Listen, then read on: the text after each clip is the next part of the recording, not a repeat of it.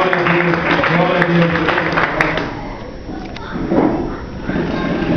Esta palavra, a qual Deus colocou ao meu coração, Deus confirmou hoje à tarde, sobre a vida desse servo de Deus chamado Jó.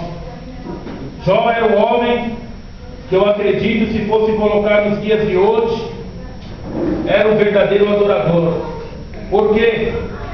Porque ele era temente a Deus, porque ele tentava agradar a Deus e também fazia coisas para Deus, ao qual eu acredito que muitos naquele tempo não faziam. Ele se preocupava quando seus filhos se reuniam, suas filhas se reuniam, ao todo era 10 filhos. Ele se preocupava em estar, vamos dizer, pedindo perdão a Deus, se eles por acaso tivessem pecado, ou tivessem passado algo ao coração deles, que tivessem desagradado a Deus. Então, se formos ler esse capítulo um pouco mais para frente, para que Satanás se apresenta diante de Deus, junto com os filhos de Deus. Ele se apresenta ali no meio, Deus pergunta para ele de onde ele está vindo, ele fala que está vindo de rodear e passear pela terra. O que me chamou a atenção é que Satanás falava a Deus que ele veio, estava rodeando e passeando. Quer dizer, ele tinha todo o tempo do mundo para estar vendo a vida de todo mundo, para estar vendo a vida de cada um. Então eu vejo que o que Jó passou, se nós formos colocar para os dias de hoje, serviria para mim e para qualquer um de nós. Porque eu acredito que esse homem, aos nossos olhos e pelo que a Bíblia fala, ele não tinha pecado.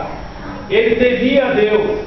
Ele tentava colocar a sua família direto nas mãos de Deus. Mas só que Deus permitiu que Satanás colocasse a mão em toda a riqueza que ele tinha, que colocasse as mãos na sua família. E nós vemos um pouco mais para frente que começou a vir as pessoas falar para ele que ele estava perdendo tudo. Então nós olhamos e quando Satanás começou a tirar tudo dele, mas foi com permissão de Deus. Satanás não tem permissão para colocar a mão em minha vida, ou na vida de qualquer um de nós, ou dos nossos entes, ou dos nossos parentes, dos nossos vizinhos, de pessoas que estão do nosso lado. Ele não tem permissão se Deus não der ordem. Se Deus não permitir, ele não pode tocar nenhum fio de cabelo. Mas se Deus permitir, ele pode sim.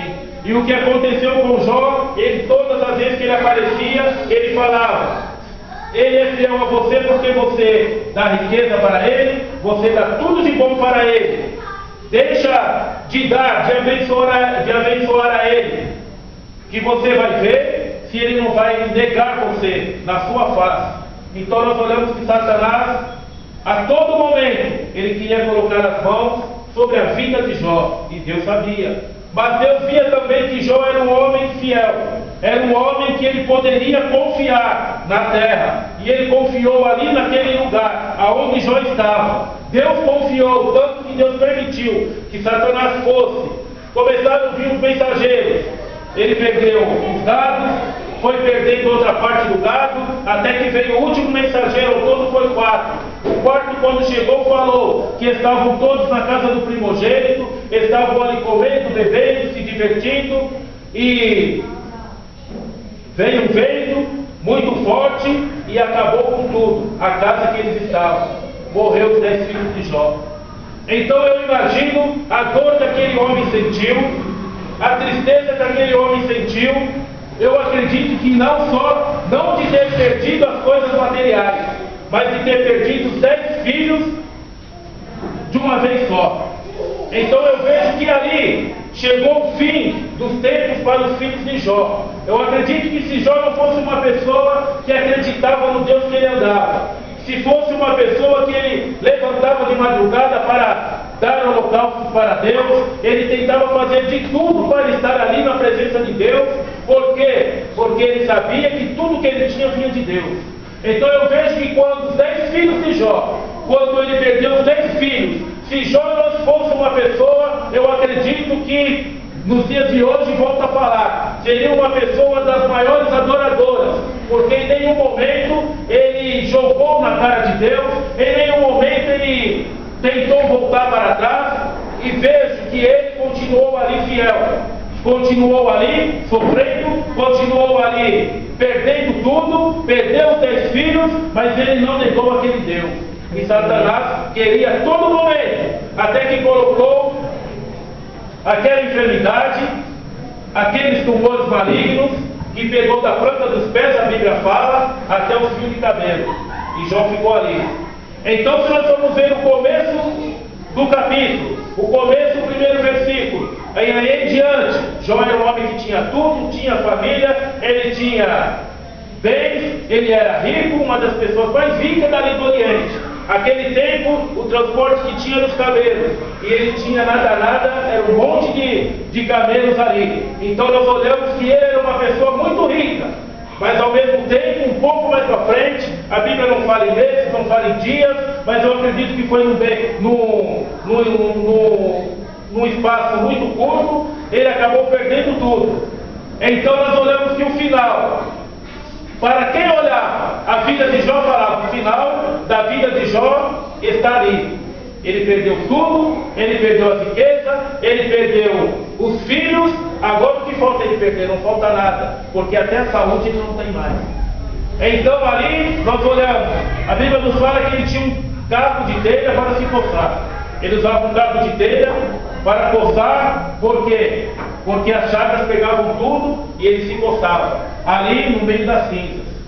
Loucura para quem olha, mas eu acredito que o que Jó passou ali foi, Deus permitiu que estivesse na palavra dele, para que nós venhamos olhar que a partir do momento que eu estou caminhando com Deus, a partir do momento que eu tenho a minha família, a partir do momento que eu estou olhando as coisas que estão acontecendo ao meu redor, a qualquer momento Satanás pode estar pedindo para Deus para colocar as mãos sobre a minha vida. E eu não sei o que Deus vai falar se ele falar: Deus, eu quero colocar a mão na vida do Francisco, porque eu não sei o que ele faz, eu sei o que ele faz, eu odeio a vida dele, eu ando passeando, eu vejo o que ele faz, eu vejo a adoração que ele te dá, eu vejo a oração que ele te dá, eu vejo os momentos, os minutinhos que eles têm, muitas das vezes que ele sai correndo, em vez de olhar a tua palavra, em vez de ouvir o louvor, ele fica perdendo tempo com coisas que não edificam. Eu conheço a ele, mas eu acredito que mesmo assim Deus vai continuar apostando em minha vida e na vida de cada um que está aqui.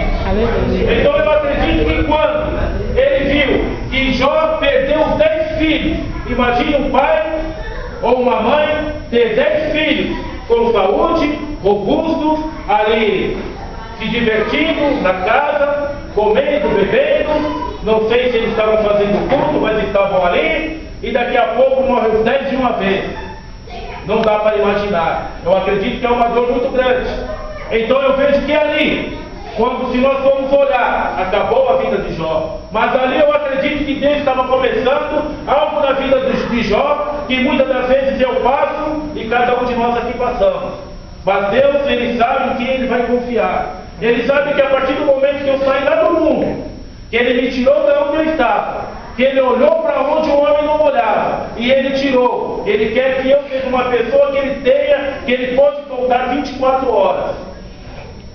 E olhando para a palavra de Deus, os 10 filhos morreram, a mulher de Jó fala para ele amaldiçoar a Deus e morrer, então todos viraram as costas para ele. E eu vejo que o final, para quem olhava na redondeza, o final da vida de Jó, era um cabo para ele se coçar, e 10 caixões com seus filhos. Tremendo. Quando Deus colocou no meu coração, eu tinha que trazer um caixão, eu falei para o pastor Antes, eu vou ter que arrumar um caixão. O pastor Antes falou: você é louco, então vamos trazer. Não deu para arrumar, senão ela pulou fora. Mas Deus é tremendo. Aí eu vejo, mas por que, Senhor, eu vou levar algo simbolizando um caixão? Por quê? Porque Deus colocou no meu coração que todas as vezes que nós andamos com Deus, nós caminhamos com Deus, acreditamos em Deus, mas aonde a pessoa, o ser humano, para pensar em tudo que ele faz, é quando ele vê um caixão na frente, é quando aparece na televisão um velório, é quando aparece alguém falando que alguém morreu, nós paramos e pensamos e vem aquele temor. Aí eu paro e penso: e se naquele lugar, naquele momento, como um momento desse, se formos ali na Vila Rio, se formos um momento desse ali no Memorial, se formos um momento desse aí, em muitos cemitérios, tem festa do lado, mas dentro do cemitério tem pessoas dentro do caixão.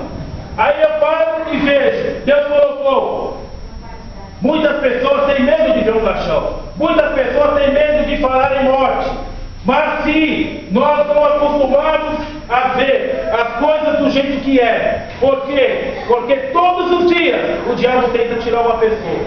Todos os dias ele tenta ceifar a minha vida e a vida de cada um que está aqui. Todos os dias, pela vontade dele, se não fosse pela misericórdia de Deus, nós não estaríamos em pé. Mas nós temos um Deus que apostou em nós, deu o Filho dele, mesmo que seja para mim amanhã, está coberto de enfermidade como Jó. Eu acredito que não sei se Deus tem mistério comigo ou com alguém aqui, mas nós temos que ter algo em nosso coração, que nós não podemos negar Deus por nada. Jó não virou as costas para Deus quando ele perdeu os 10 filhos, eu acredito porque ele tinha comunhão com Deus. Ele andava com Deus direto. 24 horas ele estava em contato com Deus. Não digo 24 horas dentro da igreja, mas 24 horas em contato com Deus. 24 horas pensando, Senhor,